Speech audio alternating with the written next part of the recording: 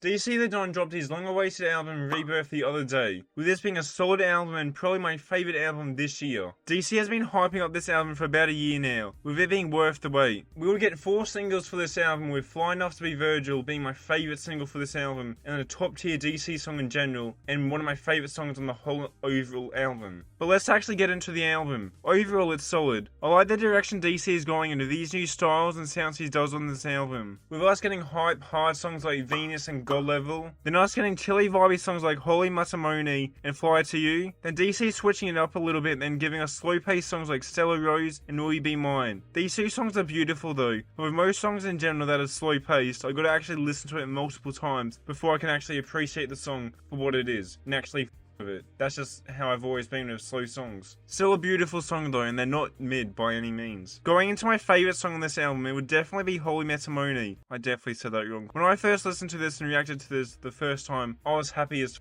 like I was genuinely happy as and geeked listening to this. Like I was like acting up, bro. What the What the fuck, bro? What the How the fuck does DC do this, bro? How the fuck, dude, listen to this shit, bro. Listen to this shit. Listen to the whole fucking verse again, bro. But some of my other favourite songs from this album would be Fly Enough to Be Virgil, Satellite, Burn the City, and Fly To You. I know I've said this with the last couple of albums I've listened to, but Rebirth would be album of the year so far in my opinion. But all my favourite artists are now just dropping albums. We're getting a Thailand Uzi album next week, and other big rappers to still drop, such as Juice WRLD, Trippie Redd, Cardi, and many more. But I enjoy this DC album a lot, and it would be my favourite DC album of all time. Like, I feel like it's his best album, the most consistent album, like with throughout all the songs and it was worth the wait in my opinion. This album and rollout in general definitely made me a big DC fan again, because I was a big fan of him in 2020 and 2021, but when My Own Worst Enemy dropped, I honestly thought that album was a little mid. Maybe I gotta go back and actually give it a chance, but I feel like the rage beat was just getting old and annoying as for me in music in general, and I needed like the emotional songs that I usually